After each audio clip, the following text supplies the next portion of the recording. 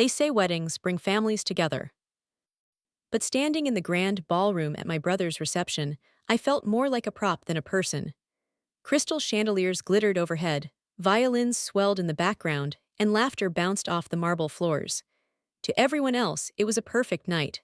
To me, it was a stage set, and I was the one character written as comic relief. My mother, Catherine, stood in the center of it all like a queen at her coronation. Sequins shimmered across her gown as she raised her champagne flute, voice slicing through the chatter. "Your brother's wedding was flawless," she declared with a pride that filled the room. Then her eyes locked on me, sharp as glass. "When will it be your turn, Bet? You're not getting any younger. You don't want to end up a leftover material." Laughter rippled through our relatives like a rehearsed cue. My Aunt Diane giggled into her napkin. Cousin Melissa smirked over her wine glass. Even the waiters looked uncomfortable as the air tightened around me. For a split second, I considered swallowing the humiliation the way I always had, with a polite smile and silence. But something inside me snapped. My pulse quickened, my skin burned, and instead of shrinking back, I straightened. I smiled, not the polished one my mother had trained me to use, but something sharper. "It already happened," I said, voice calm but carrying. "8 months ago, you just weren't invited." The room froze, forks clinked against plates. My mother's champagne glass stalled halfway to her lips. Dozens of eyes turned toward me, wide with shock. My father, Robert, finally looked up from his conversation about golf memberships. My brother Alex shifted uncomfortably, his new bride Sophia clutching his arm. Silence stretched until it became unbearable. And in that silence, I felt, for the first time in my life, free. The perfect family picture. To understand how explosive that moment was, you need to know the world I grew up in. My family didn't just care about appearances, they worshipped them. Our colonial house in suburban Boston looked like something out of a magazine. The shutters always freshly painted, the lawn meticulously trimmed. Inside, family portraits lined the fireplace mantel, my father in his tailored suits, my mother in pearls, Alex glowing like a golden child in every frame, and me smiling stiffly in dresses my mother chose, always standing a little off-center, as if the photographer knew I didn't quite belong. From the outside, we were perfect. Inside, we were suffocating. Alex was the son every parent bragged about. Captain of the football team, class president, legacy student destined for Harvard. My parents cheered at every touchdown, framed every certificate, introduced him proudly at every party. He was their proof that the Walker family name meant excellence. Me, I was the artsy one, a polite way of saying disappointment. While Alex spent weekends at sports camps, I spent mine sketching in my attic hideaway, surrounded by the smell of oil paint and turpentine. When I brought my mother a drawing, she'd smile tightly. "Lovely, dear, but wouldn't you rather go to Jessica's pool party? People matter more than paper." It wasn't just about hobbies, it was about identity. Alex was molded into the image my parents wanted the world to see. I was the crack in the frame they kept trying to plaster over. Early cracks in the glass. One Thanksgiving when I was 16, I carried a basket of dinner rolls into the kitchen and froze. I heard my mother's voice floating over the clatter of silverware. "We're still hopping Bet grows out of this artistic phase," she sighed. "Alex, of course, is applying to his father's alma mater, legacy admission." The words hit harder than any slap. In that moment, holding those rolls, I understood what I was to them, not a daughter but a problem to be fixed. I never confronted her about it. I never confronted any of them. I buried myself in sketchbooks, in stories, in quiet rebellion they could ignore. And when college acceptance letters arrived, I made my first real choice. I chose Northwestern in Chicago, far from Boston, far from their watchful eyes. My mother wept over the phone. "Chicago is so far, that art program won't lead anywhere practical." For once I didn't bend, I left. Liberation in the city. Chicago saved me. I found a shoebox apartment with peeling paint but freedom in every corner. I took an entry-level marketing job, one my parents dismissed as at least somewhat respectable, and built a career out of creativity. My eye for design, my instinct for what made people connect, it propelled me higher than anyone, including me, expected. By 30, I was leading my own team. But even success wasn't enough. "It's wonderful you're doing well at work," my mother said during our monthly phone calls. "But shouldn't you be thinking about settling down? You're not getting any younger." Every achievement came with an asterisk. Apartment too small, friends not influential enough, independence not fulfilling enough. Nothing I did ever erased the sense that I was their failure. So I created distance. Phone calls less frequent, visits shorter. I built a life that felt real, until love forced me back into the shadows I thought I'd escaped. Meeting Jordan. It happened on a rainy Tuesday night. I was covering a gallery show for my company's blog, notebook in hand, camera slung awkwardly over my shoulder. The lighting was terrible, my photos coming out grainy. "You might want to adjust your aperture for these conditions," a voice murmured behind me. I spun around, ready to snap back. Instead, I found a man in paint-splattered boots and a worn jacket, smiling with eyes that crinkled at the edges. "I'm Jordan," he said, offering a hand. "Sorry for the intrusion. Professional hazard, I'm a photographer." Something about his ease disarmed me. I laughed. "Bet, and I'll take all the help I can get. I'm more of a writer." We spent the evening wandering the gallery together, debating the merits of each piece, arguing playfully about composition and color. By closing time, he'd asked me to coffee. Coffee became dinner. Dinner became late-night walks. Walks became weekends exploring Chicago's hidden corners. Jordan was everything my family would hate. A freelance photographer, lived in a converted warehouse with creaky floors, valued authenticity over appearances, measured success in moments, not money.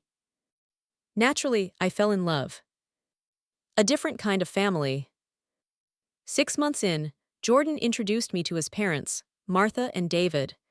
They brought homemade bread to dinner and asked questions about my work as if it mattered. When I showed Martha a campaign I'd designed, she leaned closer to her phone, eyes lighting up. "You've got real talent, Bet. I can see why you're so good at this."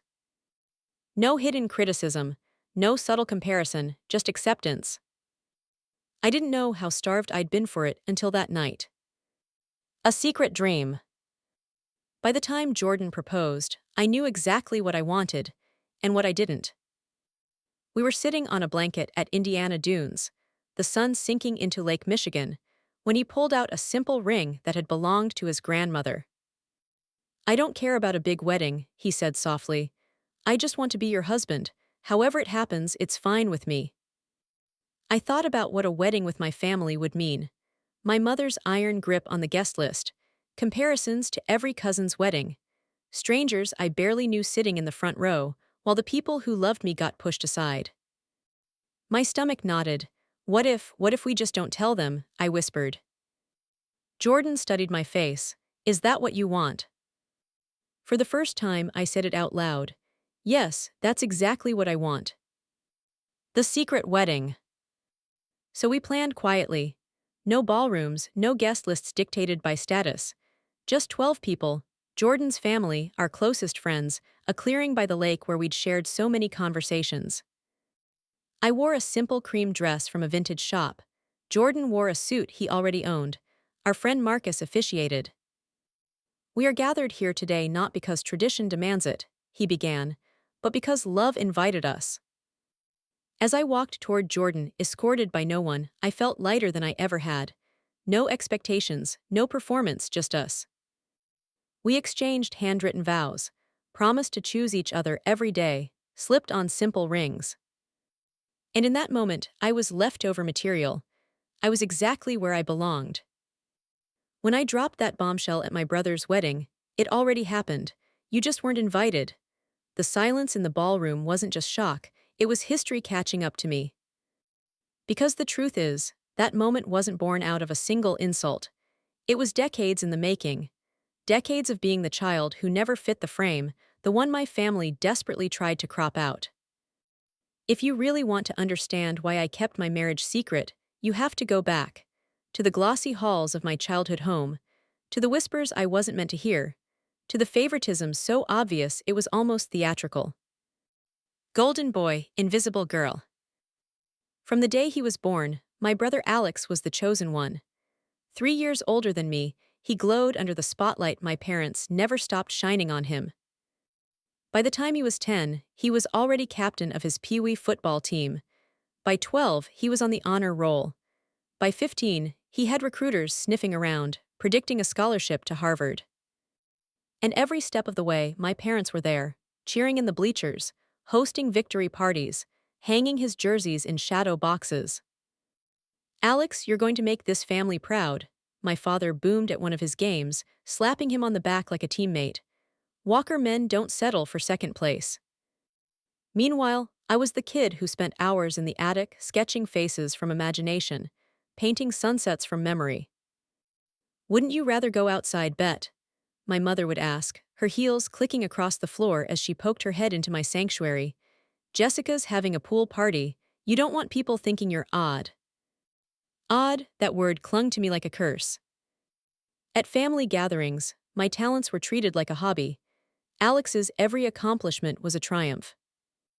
"Melissa just made partner at her firm," Aunt Diane would brag, eyes sliding toward me. "And Alex, captain of the football team and student council president. What a star." Then the pause, the expectant silence, the reminder that I had nothing to offer. I learned to disappear in plain sight. Smile, nod, slip away to my attic with my sketchbook. But invisibility is exhausting, and it leaves scars no one sees. My father the ghost. My father wasn't cruel, he was absent. Robert Walker was a high-powered corporate attorney, the kind of man who measured life in billable hours and golf handicaps. When he was home, he let my mother rule the house like a CEO. "Listen to your mother, Bet," he'd say whenever I pushed back. That was his mantra, not advice, not comfort, just delegation. I remember once, when I was 13, I showed him a portrait I'd been working on.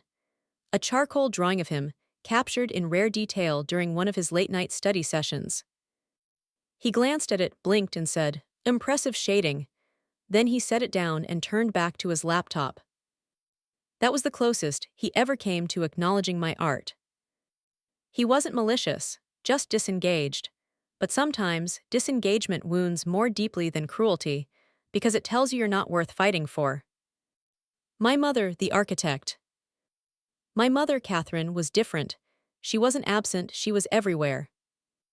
A former beauty queen who'd married into comfort, she saw our family as her masterpiece. Every detail was curated, every smile rehearsed, every imperfection airbrushed. Her role was architect of image, and she wielded criticism like a scalpel. "Honey, that dress doesn't flatter your figure. Let me pick something more appropriate." "Darling, don't slouch in photos. You'll thank me later when you see how much better Alex looks standing tall." Always delivered with a smile, always framed as love. But love that requires you to erase yourself isn't love at all. Thanksgiving truth. The breaking point came when I was 16. It was Thanksgiving, the house filled with the smell of roasted turkey and cinnamon pies. Relatives chattered in the living room while I ferried dinner rolls from the kitchen. And then I heard it. "We're still hopping Bet grows out of this artistic phase," my mother whispered to Aunt Diane. "Alex, of course, is applying to Harvard. Legacy admission, naturally." I froze in the hallway, clutching that basket so tightly the rolls squished beneath my fingers. In that instant, I knew I wasn't just overlooked, I was dismissed, an embarrassment they hoped to outgrow. I set the basket down carefully, walked back upstairs, and spent the rest of dinner sketching shadows on the attic walls. That was the first time I let myself wonder if I'd ever truly belong in my own family. College escape. When acceptance letters came, I chose Northwestern, not Harvard, not Yale, not the East Coast pipeline my parents had carefully prepared. "Chicago," my mother gasped when I told her. "But that's so far, and what will people think of an art program? It won't lead to anything practical." I held my ground. "I don't care, it's my choice." It was the first time I said no, and though my voice trembled, I meant it. Chicago was freedom. For the first time, I could breathe without someone correcting my posture. I could laugh without worrying how it would sound in a family photo. And yet, even 3 states away, their voices lingered. Monthly phone calls filled with subtle barbs, visits lined with sighs about my small apartment, my quirky friends, my refusal to network properly. I thought distance would free me, but family has a way of reaching across miles to plant roots in your chest. Love and a new kind of home. Meeting Jordan was like sunlight breaking through clouds I didn't know had been there all along. He wasn't perfect, not in the glossy sense my mother would approve of. His shoes were scuffed, his schedule unpredictable, his hands always stained with ink or dust from film cameras. But he saw me. When I told him about my family, about always being the disappointment, he didn't laugh or dismiss it. He just listened. "Sounds like they're afraid," he said one night. "People obsessed with perfection are usually terrified of what's underneath." And for the first time, I realized my family's cruelty wasn't really about me. It was about them. A question I couldn't answer. One night, driving back from Wisconsin, after one of Jordan's photo assignments, I admitted something I'd never said aloud. "What if they're right?" I whispered, staring out the window. "What if I wake up one day and regret not being more like Alex?" Jordan pulled the car over, cut the engine, and turned to face me. His expression was serious, his voice steady. "Bet I've never met anyone who knows themselves as well as you do. You've built a life on your own terms. That's courage most people never find." I wanted to believe him. I really did. But the question lingered, buzzing like a mosquito in the back of my mind. What if my family had been right all along? The secret wedding. That question shaped everything. When Jordan proposed, I knew involving my family would mean losing control of the day. My mother would dictate the guest list, the flowers, the venue. My father would treat it as a networking event. Relatives would whisper about whether my husband was appropriate. So I chose differently. We invited only 12 people. We stood in a lakeside clearing. I wore a vintage cream dress. Jordan wore a suit he already owned. We exchanged vows under the open sky, promised to choose each other, not perfection. It was the most beautiful day of my life, and I hid it from the people who should have cared most. Alex's engagement was supposed to be a happy milestone, but for me, it was the start of a nightmare. The moment he told me about Sophia Whitman, her old money Boston family, her impeccable social circle, her gallery-owning parents, I could practically hear my mother's champagne corks popping. "This is it," she gushed over the phone. "The perfect match, the perfect wedding. Finally, a union that shows what the Walker family is made of." Finally. As if everything that had come before wasn't enough. As if I had never been enough. The family group chat. Within a week, my phone wouldn't stop buzzing. A new chat popped up. Alex and Sophia wedding family group. Every hour, a new message. My mother posting Pinterest boards of flower arrangements. Aunt Diane weighing in on bridesmaid colors. Cousin Melissa sharing photos of engagement parties she'd attended for inspiration. I scrolled through it all with a sinking feeling.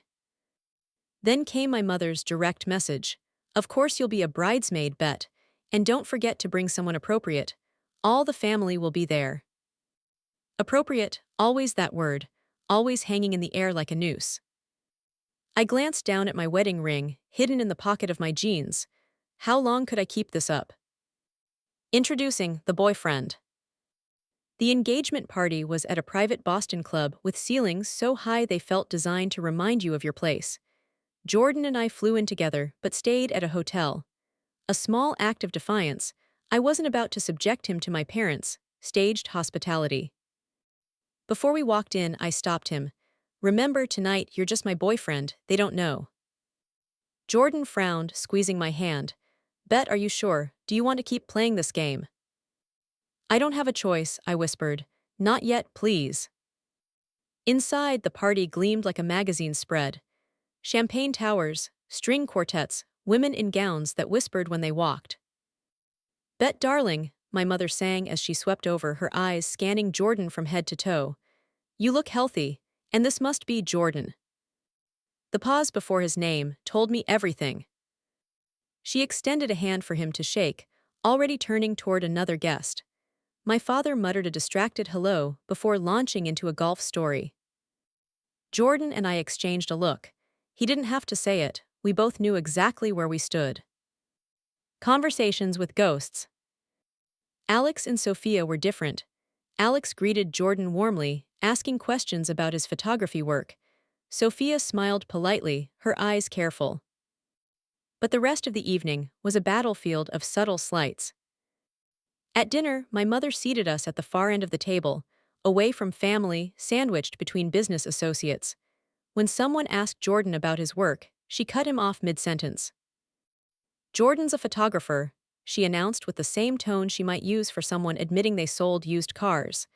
Then, brightly, "Bet, did you hear your cousin Jennifer's husband just made managing director?"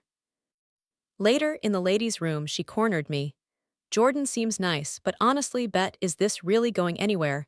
The Hendersons' son James is here tonight, partner at his firm already. Wouldn't you like me to introduce you?" I gritted my teeth. "Mom, Jordan and I live together, it's serious." She sighed dramatically. "Living together isn't the same as building a future." Then, lowering her voice, "Look at Alex and Sophia, that's a proper match." Pressure cooker. As the months passed, the group chat became unbearable. Guest lists, dress fittings, shower planning. And always my mother's reminders. "Your invitation will say Bet Walker and guest. If things change with Jordan, just let me know." Things weren't changing, but my patience was wearing thin. Jordan tried to reassure me. "We could just tell them," he suggested one evening as we watered herbs on our balcony. "Rip off the band-aid, end this charade." I pictured my mother's meltdown, the accusations of betrayal, the way she'd spin my marriage into an act of war against her image. "Not before Alex's wedding," I whispered. "I won't overshadow his day." So we kept the secret, and every trip to Boston became another performance. The bridesmaid role. By spring, I was flying in for bridal showers and dress fittings. Each event was another reminder of my place in the family hierarchy. "Thank goodness the dresses are forgiving," my mother remarked during one fitting, pinching the fabric at my waist. "Though you might want to watch the carbs before June." I bit my tongue until I tasted blood. At the shower, relatives gushed over Sophia's grace and poise, while pointedly asking when it would be my turn. "Oh, don't rush her," my mother cooed, squeezing my arm just tight enough to hurt. "She's focused on her career. Not everyone is cut out for family life." Laughter followed, my cheeks burned. Every weekend in Boston felt like stepping back into a cage. I thought I'd escaped. Separate rooms. The final insult came during the last planning call before the wedding weekend. "I've put you and Jordan in separate rooms at the resort," my mother announced briskly. "The Whitmans are traditional and appearances matter. Since you're in the wedding party, it's for the best." "Mom, we live together," I protested. "It's just for 2 nights, Bet. Surely you can manage that for your brother's sake." I hung up without answering. That night, packing with Jordan, I couldn't hide my anger. We're being forced into roles that don't fit, pretending to be less than what we are just to please them. He watched me carefully. "Are you okay?" "No," I admitted, "but I will be once this weekend is over."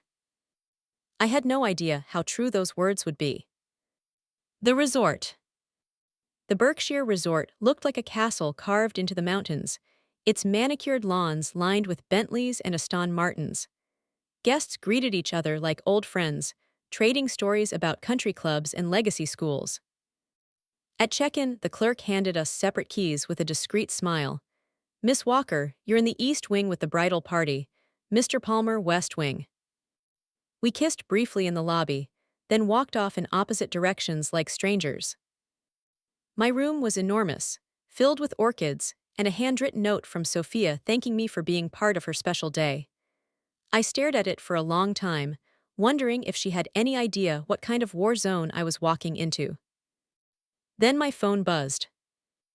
"Drinks on the terrace in 30 minutes. Wear something appropriate. Photographer will be there for family photos." It was my mother, of course. Drinks on the terrace. I chose a blue dress I knew she'd approve of. My makeup was flawless, my hair curled just so. I looked like the daughter she wanted, not the woman I was. When I arrived, Jordan was already there, handsome but slightly uncomfortable in his blazer. My father raised a scotch in greeting, but stayed in his conversation with Mr. Whitman. Bet darling, my mother purred, sweeping over. Her eyes scanned me critically. The dress is lovely, though you might want to do more with your hair tomorrow. Sophia's stylist can help. I nodded silent. The evening blurred into staged laughter, clinking glasses, endless posing for photos. Each click of the camera felt like a nail sealing me into a coffin. By the time I collapsed into bed that night, staring at the ceiling of my pristine suite, a single thought echoed in my mind. How much longer can I keep pretending to be the daughter they want, before I finally break? The morning of Alex's wedding began with bells. Real church bells, drifting across the Berkshire Hills like a soundtrack. Guests moved about the resort in pressed suits and pastel dresses, sipping mimosas as if this were a royal event. To my mother, it was. She swept into the bridal suite where the bridesmaids were gathered, her perfume, sharp and floral, announcing her before her voice. Ladies, today is history. Everything must be perfect. Her eyes landed on me. She smoothed a non-existent wrinkle on my dress, tugged at my hair, and whispered just loud enough for the others to hear. Don't embarrass us, Bet. It was a warning disguised as concern. And I knew then, whatever happened today, I could no longer play the quiet daughter. Ceremony of Shadows. The ceremony itself was stunning. Sophia floated down the aisle in lace and pearls, Alex beaming like the chosen son he always was. The Whitman estate gardens gleamed in the sun, flowers in perfect bloom. Guests dabbed their eyes with silk handkerchiefs. I stood among the bridesmaids, my smile aching, my heart pounding. When the priest asked, "Who gives this woman?" Mr. Whitman's booming voice answered proudly, and in that moment I wondered, who would ever claim me? By the time they exchanged vows, I wasn't watching my brother. I was watching Jordan, seated in the second row. He smiled at me with eyes that said, I see you, I know you, you're mine, even here. That look kept me standing.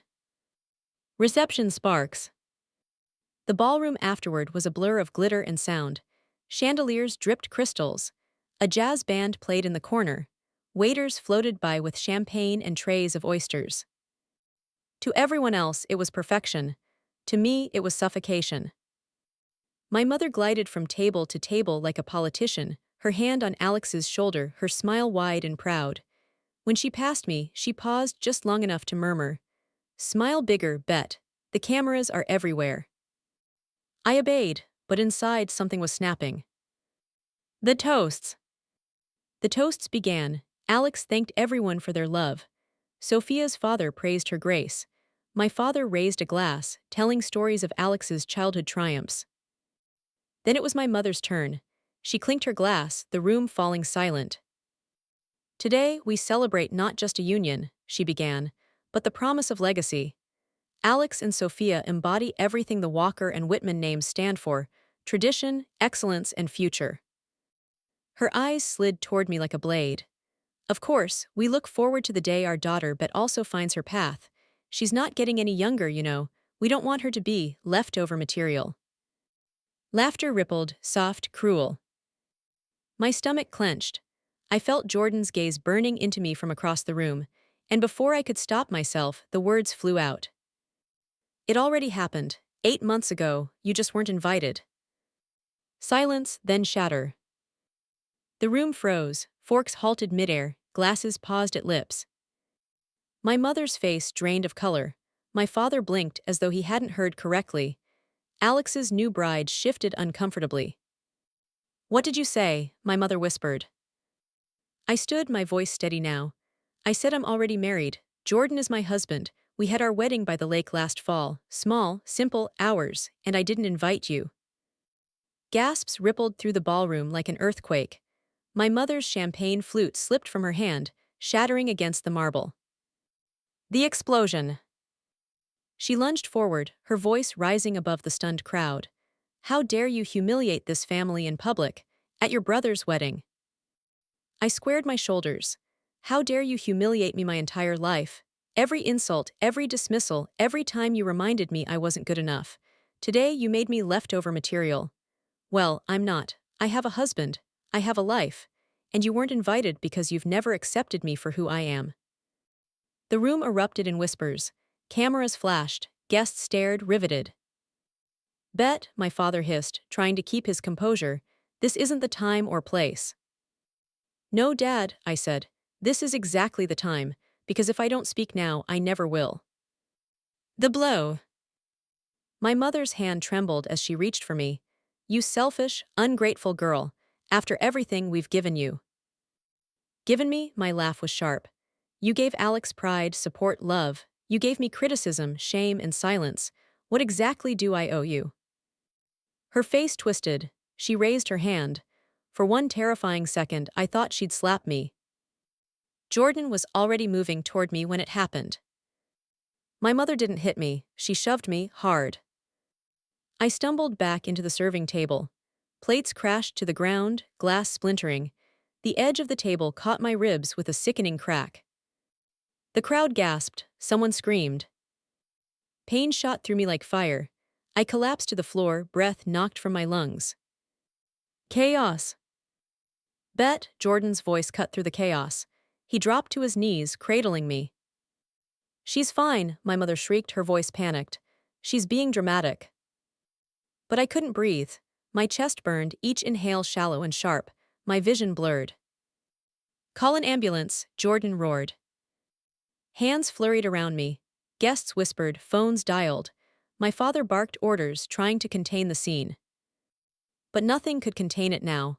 The perfect image had shattered, and the truth spilled everywhere. The ride. The paramedics arrived within minutes.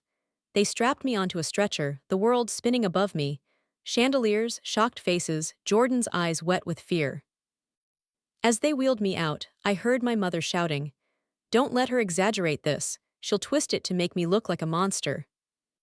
Her words chased me down the hall, ringing louder than the sirens. Sirens and steel. The ambulance was a cage of noise. Sirens wailing, metal rattling, my breath shallow and jagged. Each inhale felt like a knife sliding between my ribs. Jordan sat pressed against the wall, refusing to let go of my hand. His knuckles were white, his eyes fixed on me like I was the only thing tethering him to the world. The paramedic hovered, checking my vitals.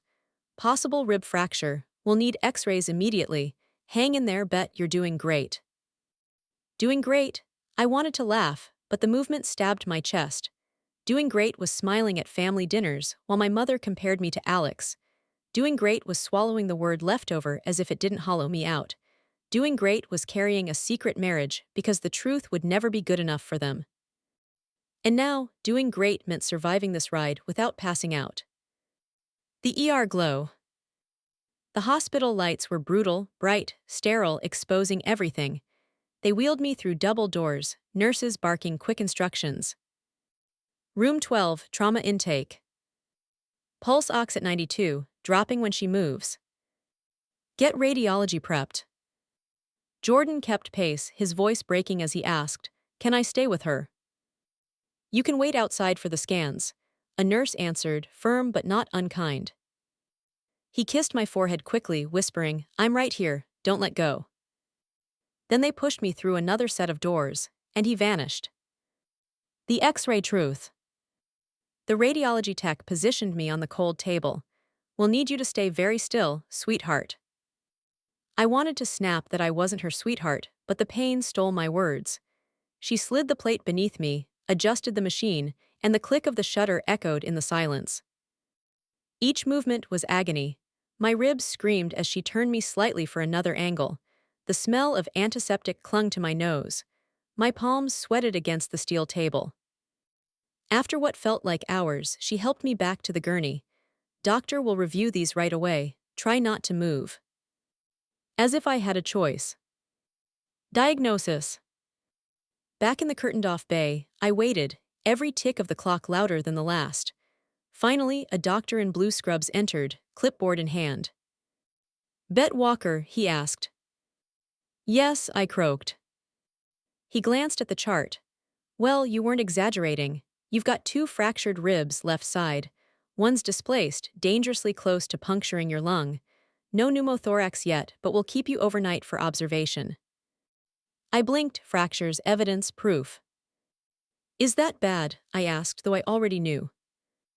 It's painful, he said simply. You'll need rest, pain management, and to avoid re-injury, but with care you'll heal. His tone softened. You're lucky it wasn't worse. Lucky, that word landed like an insult. Jordan's. When Jordan was finally allowed back in, he looked like he'd aged 10 years in an hour. His eyes scanned my face, my chest, the IV in my arm. What did they say? He demanded. Two ribs, fractured, my voice cracked. One almost punctured my lung. His jaw tightened, fury flashing. Because your mother shoved you. The word mother burned. She didn't mean to, I started, instinctively. He cut me off, voice trembling. Don't you dare protect her, not this time, not when you're lying here with broken bones. Tears blurred my vision. He was right, but unlearning decades of excuses felt impossible. The arrival. The curtain rustled, and suddenly my father stood there, tall and stiff, his suit rumpled from the wedding. Behind him, my mother hovered, eyes darting around the sterile room like she'd stepped into a nightmare she couldn't control. Bet, my father began, clearing his throat. We came as soon as we heard. Jordan's shoulders squared. Heard, you were there, you saw what happened. My mother flinched, her hands clasping and unclasping. It was an accident, she said quickly. She stumbled, you know how emotional she gets. I almost choked on the bitterness. Emotional, as if I'd tripped myself into fractured ribs. Mom, I whispered, my voice raspy but sharp. You shoved me. Gasps filled the silence. My father's face paled. Jordan's grip tightened on my hand. The denial. Her lips parted, trembling, then hardened. I would never hurt you. You fell. You've always been dramatic, Bet. Twisting things, exaggerating. The doctor appeared then, holding my chart. Actually, her injuries are consistent with blunt force trauma. A fall could do this, but the angle suggests impact. Impact, the word landed like a gavel. My mother's cheeks flushed crimson. Doctor, you don't understand. No, Jordan snapped. You don't understand. Your daughter almost had a punctured lung. This isn't exaggeration, this is abuse. The word hung in the air like smoke. Abuse. My mother recoiled as if struck. Evidence versus loyalty. I felt torn open in two directions. On one side, Jordan, truth, the X-rays glowing with undeniable proof. On the other, the familiar gravity of my family's denial, the loyalty drilled into me since childhood. My father finally spoke, his voice low. Catherine, maybe we should. Don't you dare, she hissed, cutting him off. Do you want to destroy our family's reputation? At Alex's wedding, do you want everyone whispering that I assaulted my own daughter? Her eyes snapped to me, sharp as glass. If you love this family, Bet you'll keep this quiet. No police, no drama, you'll heal and we'll move on. Her demand wasn't a plea. It was a command, the same tone she'd used my whole life. The doctor's note. The doctor placed the X-rays on the lightbox, the fractures lit in stark black and white. Whether you report this is your choice, he said carefully, but the medical record will exist. These images don't lie. I stared at them, my broken bones glowing against the glass. Proof, truth. And yet my mother's voice slithered into me. If you love this family, you'll keep quiet. Love, family, two words she'd weaponized all my life. What do you want us to do? My father asked. It was the first time in years I'd heard him speak without command, without dismissal. His eyes weren't cold or distracted. They were searching, maybe even afraid. The room seemed to collapse into that one question. My mother's gaze drilled into me, daring me to betray her. Jordan squeezed my hand, his silent plea anchoring me. The doctor waited quietly by the X-rays, neutral but unflinching. And me, I lay broken, literally fractured, and more aware than ever that my silence had been my mother's weapon all along. Silence's weight. For most of my life, silence had felt like survival. Silence when Aunt Diane bragged about Melissa's promotions. Silence when my mother compared my body to the bridesmaids. Silence when my father muttered, "Listen to your mother," instead of seeing me. But silence in this moment felt like complicity. I couldn't breathe deeply without pain. Every inhale reminded me of her shove, of how quickly cruelty could turn physical. And I thought, if I stay quiet now, what comes next? What happens the next time I refuse to play my part? My mother's plea. Bet, she said, her voice sharp with panic. Think about what you're doing. If you report this, if you talk about this outside this room, our family's name will be dragged through the mud.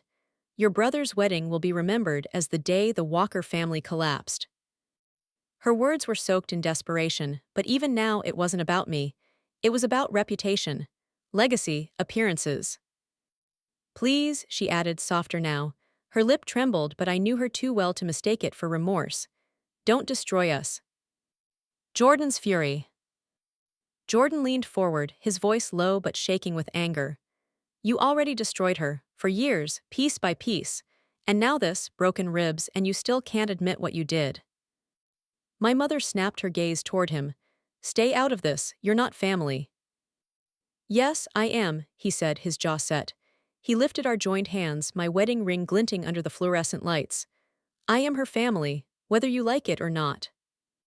The words wrapped around me like armor. The doctor's line. The doctor cleared his throat.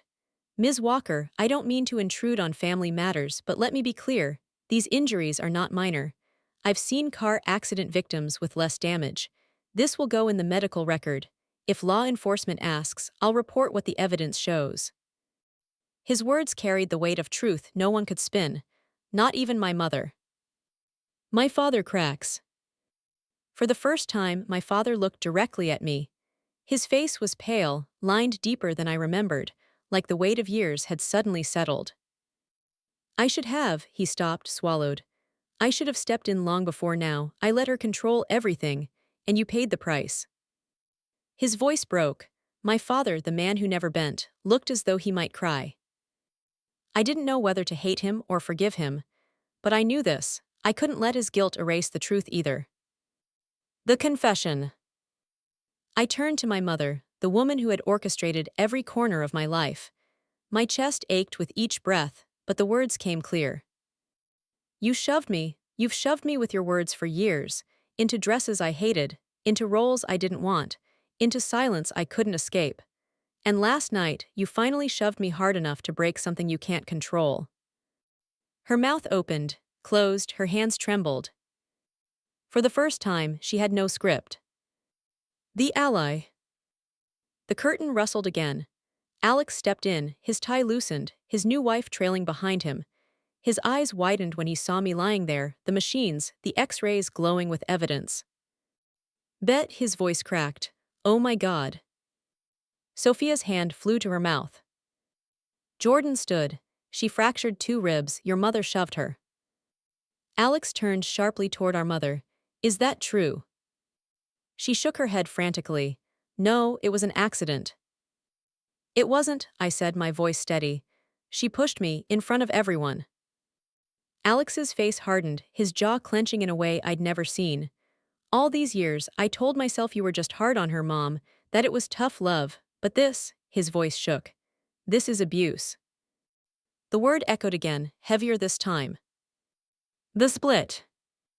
Sophia moved closer to me, surprising me with her gentleness. Do you want us to call the police? She asked quietly. My mother's face twisted. Sophia, don't you dare. Alex cut her off. Mom, stop, you don't get to decide anymore.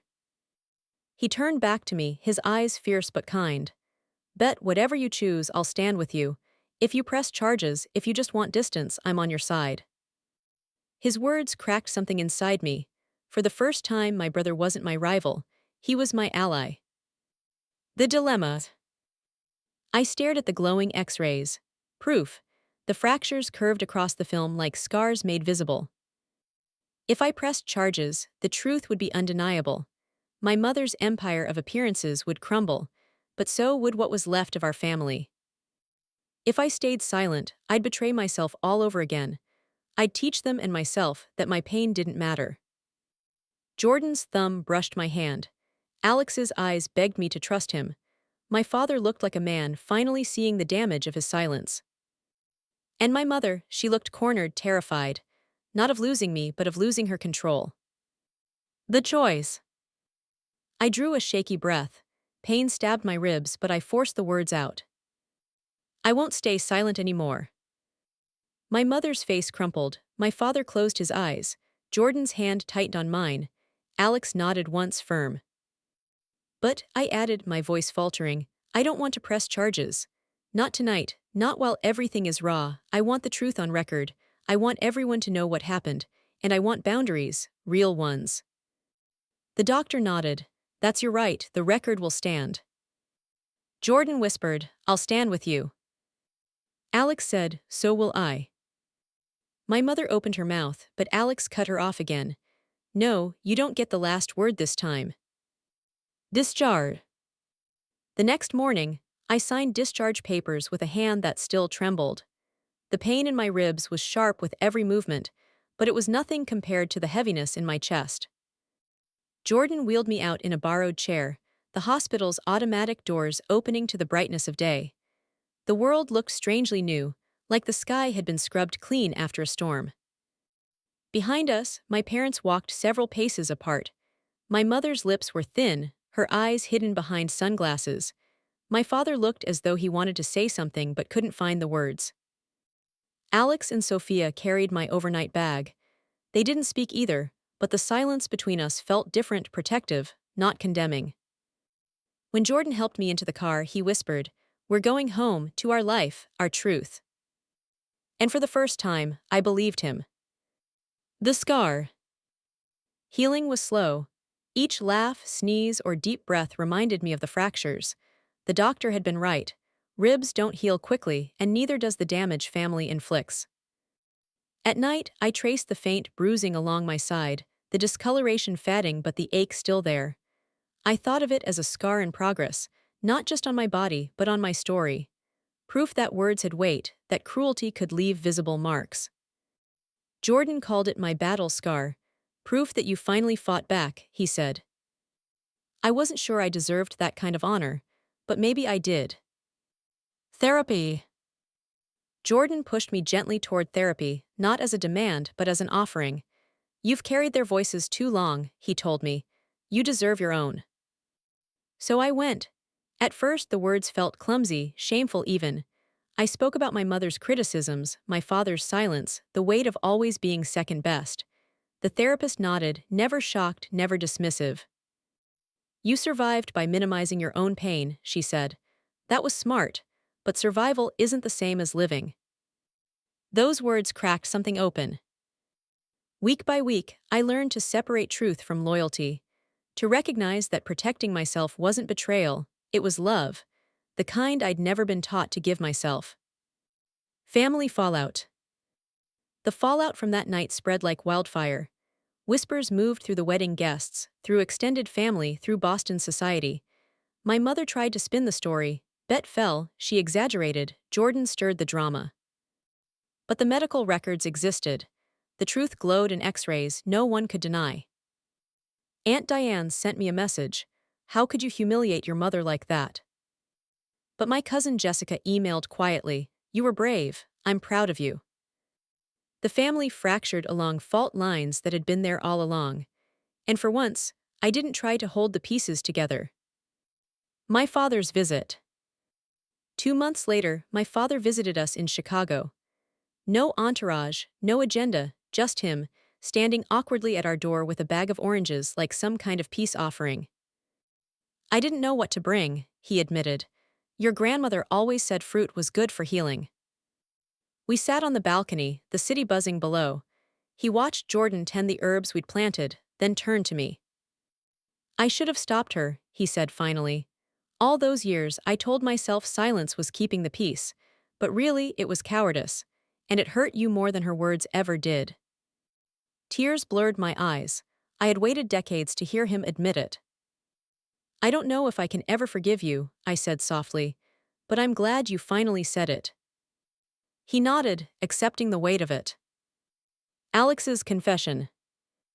Later that year, Alex came to Chicago too, alone this time. We walked the lakefront, the wind sharp off the water. I envy you, he admitted suddenly. Me, you've got everything Mom and Dad ever wanted.